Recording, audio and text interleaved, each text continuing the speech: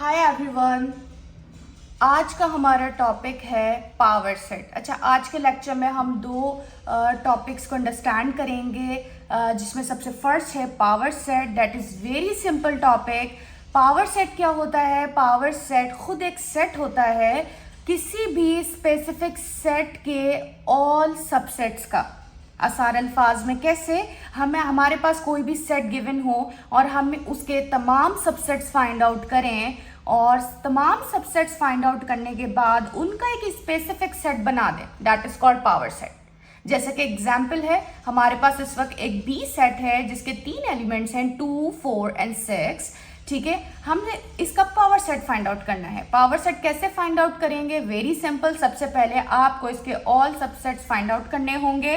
Subsets find out करने का general formula है 2 रेज़ टू पावर n।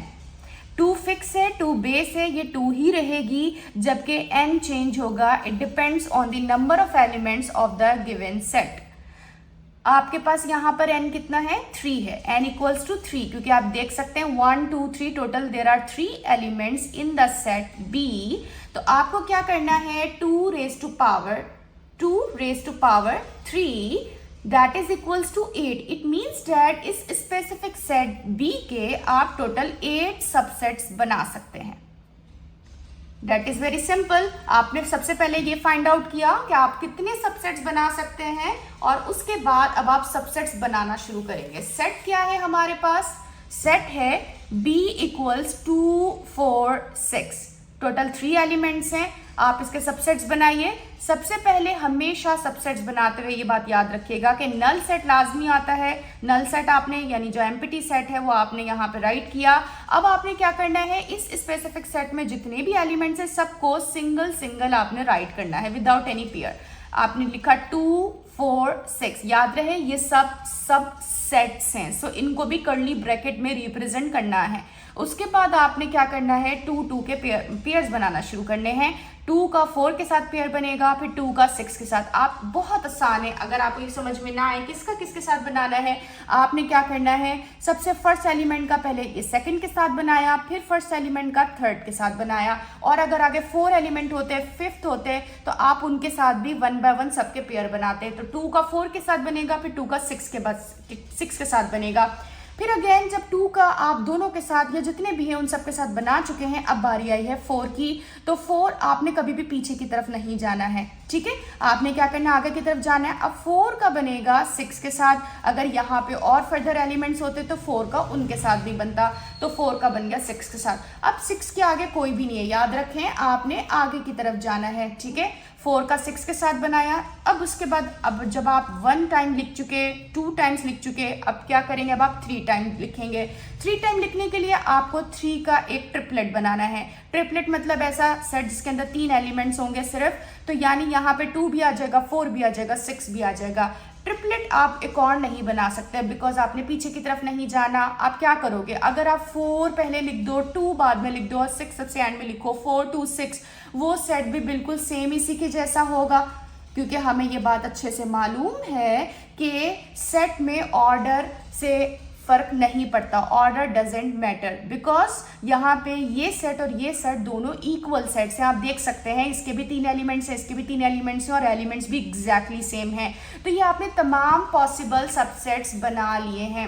सबसे पहले पावर सेट बनाने के लिए आपने तमाम पॉसिबल सबसेट्स बनाने हैं। उसके बाद आपने क्या करना है? इन तमाम सबसेट्स का एक सेट बना देना है। सेट बनाना बहुत सिंपल है। क्या करते हैं? एक कर्ली ब्रैकेट आपको शुरू में लगाना है, बाद में, यानी कि पूरे कंप्लीट सेट को कर्ली ब्रैकेट में इनक्लोज करना है, और हर एलिमेंट के बाद या हर सेट के बाद आपको कॉमा लगाना है। That is the power set of here B, because we are talking about B. So this is power set of B. Very simple, बहुत क्विक, बहुत शॉर्ट क्वेश्चन है, और बहुत इजीली इसे अंडरस्टैंड किया जा सकता है और सॉल्व किया जा सकता है। ओके जनाब, अब हम बात करते हैं अपने सेकेंड मोस्ट इंपॉर्टेंट टॉपिक की इन the set theory, that is D Morgan's law. What is D Morgan's law? ये 2 simple statements De Morgan law हैं। ठीक है, इन्हें याद रखना बहुत आसान है। कैसे याद रखा जा सकता है, हम इसे देखते हैं कि ए यूनियन बी यानी दो सेट्स का यूनियन किया जाए और फिर उनका कॉम्प्लीमेंट किया जाए। इसको याद रखना बहुत आसान है। ये कॉम्प्लीमेंट ए पर आएगा, ठीक है, जैसे आपकी पावर होती है, ठीक है, या एक्सपोनेंट होता है आसान लफ्जों में कहें तो। ये कॉम्पोनेंट ए पर आएगा तो ये कॉम्प्लीमेंट बन जाएगा। ये कॉम्प्लीमेंट यूनियन पर आएगा तो यूनियन को इंटरसेक्शन बना देगा, यानी कि इन्वर्ट कर देगा। ये कॉम्प्लीमेंट बी पर आएगा तो ये बी कॉम्प्लीमेंट बन जाएगा। ये मैं आपको याद रखने की ट्रिक बता रही हूँ बहुत आसान अल्फाज में, कि जिस तरह से इसी तरीके से एक और केस हो सकता है कि ए और बी के बीच में यूनियन ना हो, इंटरसेक्शन हो। ये कॉम्प्लीमेंट ए पर आएगा तो ये कॉम्प्लीमेंट होगा, ये कॉम्प्लीमेंट इंटरसेक्शन पे आएगा तो उसको यूनियन बना देगा, इसको इन्वर्ट कर देगा। यहाँ पे यूनियन को इंटरसेक्शन बना दिया, इंटरसेक्शन को यूनियन बना दिया, और कॉम्प्लीमेंट बी पर आएगा तो बी कॉम्प्लीमेंट बन जाएगा। यानी कि डी मॉर्गन लॉ के स्टेटमेंट्स को याद रखना बहुत आसान है। आपने क्या करना है, सिंपल ए यूनियन बी का whole complement, A intersection B whole complement. आपको बस ये लेफ्ट साइड याद रखनी है और इनकी राइट साइड आप खुद लिख सकते हो। अच्छा जी, अब इसको ये यहाँ पे कहा क्या जा रहा है, कहा ये जा रहा है कि ये लेफ्ट साइड इस राइट साइड के इक्वल होती है इन एनी केस। आपके पास ए और बी कोई भी दो सेट्स हो, ठीक है, कोई भी दो सेट्स हो, लेकिन इनकी लेफ्ट और राइट साइड इक्वल होगी, यानी ये साइड हमेशा इस साइड के इक्वल होगी। अब आपने इस बात को प्रूफ भी तो करना है। अब आप कैसे मान लें, आपको पता है मैथ्स में जब तक आप प्रूफ नहीं देखते आप नहीं मानेंगे कोई भी बात, ठीक है। आपने क्या करना है कि मैं यहाँ पे सिर्फ फर्स्ट स्टेटमेंट राइट की है, हम इसे प्रूफ करेंगे और हम ये जो है इसे प्रूफ करने के बाद ये देखेंगे कि वाकई ऐसा है या नहीं है। तो सबसे पहले आपने क्या किया, आपने तीन सेट्स आपने यहाँ पे राइट कर लिए, universal set, set A, set B, ठीक है। ये सेट जो है वो आपको, for example if you are going to solve this question by yourself, तो आप खुद से भी जनरली कोई भी तीन सेट्स बना सकते हैं। याद रहे यूनिवर्सल सेट में वो तमाम एलिमेंट्स होने चाहिए जो ए और बी का पार्ट हैं, जो ए और बी में मौजूद हैं, ठीक है, क्योंकि ये फादर सेट है, ये बिगर सेट है। अच्छा जी, सेकंड थिंग ये है कि अगर आपको ये क्वेश्चन एग्जाम में आता है तो they will give you the general given sets, okay. अच्छा, नॉट नेसेसरी वो आपको नहीं भी दें, ये भी पॉसिबल है, बिकॉज दे नो कि आप इजीली बना सकते हो। तो इसीलिए आपने कोई भी तीन सेट्स आपने पिक करने हैं, यूनिवर्सल आपने बना लिया और उसके बाद ए एंड बी कोई भी दो सेट्स आपने बना लिए। इनमें अपनी मर्जी के कितने कितने भी एलिमेंट्स रख लें आप, अपनी आसानी के लिए 3-4 एलिमेंट्स भी रख सकते हैं। उसके बाद आपने क्या करना है, सबसे पहले आपने लेफ्ट हैंड साइड पे की। Left hand side is this, because हम ये फर्स्ट स्टेटमेंट सॉल्व कर रहे हैं, इसे प्रूफ कर रहे हैं, तो लेफ्ट हैंड साइड है A union B whole complement. सबसे पहले मैंने पूरी साइड यहाँ पे राइट कर ली है। अब आपको पता है जैसा कि जिस तरह से अलजेब्रा में आप बोर्ड मैथ्स रूल अप्लाई करते हैं, किसी भी अलजेब्रिक एक्सप्रेशन को सॉल्व करने के लिए हमेशा इनसाइड द ब्रैकेट पहले फर्स्ट आप सॉल्व करते हैं, रिजॉल्व करते हैं, यानी अंदर क्या इशू है, जो रूट कॉज है आपने पहले उसको आइडेंटिफाई करके उसको सॉल्व करना है। उसके बाद बाहर की तरफ जाएंगे। तो सबसे पहले अंदर ए यूनियन बी है, ए यूनियन बी आपने निकाला, ए सेट राइट किया, बी सेट राइट किया। दोनों के यूनियन का क्या मतलब है, दोनों के तमाम एलिमेंट्स आ जाएंगे इस फाइनल सेट के अंदर। वेरी सिंपल, ए भी आ गया, बी भी आ गया और डी भी आ गया। बी 2 टाइम्स है, यहां पर भी है, यहां पर भी है, लेकिन आप इसे ओनली 1 टाइम ही राइट करेंगे। अब आपने क्या करना है, बहुत आसान है। अब आपको पता है आपने A union B find out कर लिया, now you have to find the complement of A union B. तो कॉम्प्लीमेंट की डेफिनेशन क्या है कि आपको यूनिवर्सल सेट में से उस स्पेसिफिक सेट को आपने सब्ट्रैक्ट करना होता है जिसका आपने कॉम्प्लीमेंट फाइंड आउट करना है। यहाँ मुझे सिर्फ ए का कॉम्प्लीमेंट नहीं निकालना है, ना ही मुझे बी का निकालना है, यहाँ मुझे ए यूनियन बी कंबाइन का कॉम्प्लीमेंट फाइंड आउट करना है। So I will subtract this specific set A union B from the universal set. तो यूनिवर्सल सेट मेरे पास क्या था, ए बी सी डी।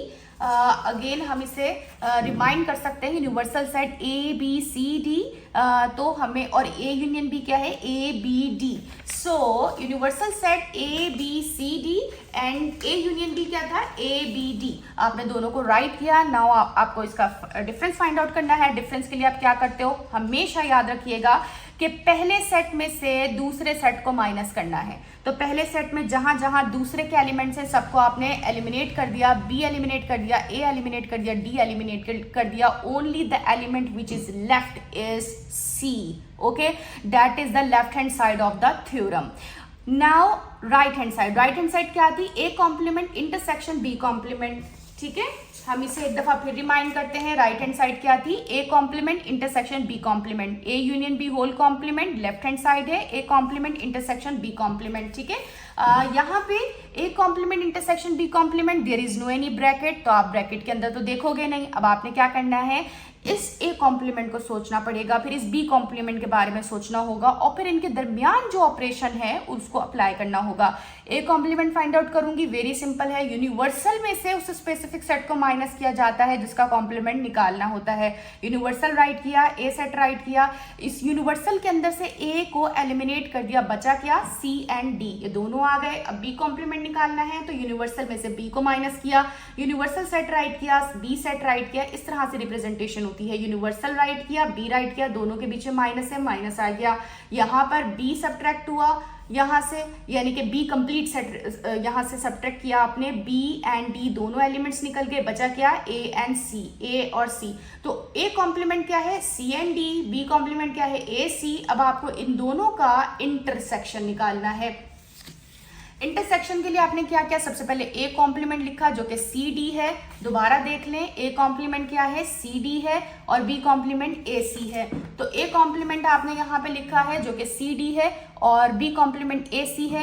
अब आपने इन दोनों को कॉमन ढूंढना है, क्योंकि intersection means common element in both sides. दोनों में कॉमन क्या है? सी है, तो यहाँ पे ये सी आ गया। अब आप देखें कि ये आपके पास राइट हैंड साइड है जो कि एक ऐसा सेट है जिसके अंदर सिर्फ एक एलिमेंट है, डेट इज सी। अगर मैं थोड़ा सा पीछे जाऊं और ये देखूं कि मेरी लेफ्ट हैंड साइड का क्या आउटपुट था, क्या रिजल्ट था, ये थी left hand side, that is A union B whole complement. यहाँ पे भी एक ऐसा सेट है जिसके अंदर सिर्फ एक एलिमेंट है, दैट इज सी। तो मैं कह सकती हूँ कि मेरी लेफ्ट साइड और मेरी राइट साइड दोनों इक्वल हैं, और दोनों का जो रिजल्ट आया है इस स्पेसिफिक केस में वो सी है, ठीक है। इसी तरीके से अगर आप अपने सेट्स चेंज कर देंगे, जो आपके गिवन सेट्स हैं उनके एलिमेंट्स चेंज कर देंगे, तो आपके रिजल्ट अलग अलग आएंगे, लेकिन दोनों लेफ्ट और राइट दोनों साइड हमेशा सेम रहेगी, चाहे आपके यहाँ पे कोई भी रिजल्ट हो, क्योंकि ये डिपेंड करता है गिवन सेट्स के ऊपर। तो आपका जो है वो थ्योरम हमेशा प्रूव होगा। That is the very simple theorem, De Morgan law. That is very important, exam के पॉइंट ऑफ व्यू से बहुत ज्यादा इंपॉर्टेंट है।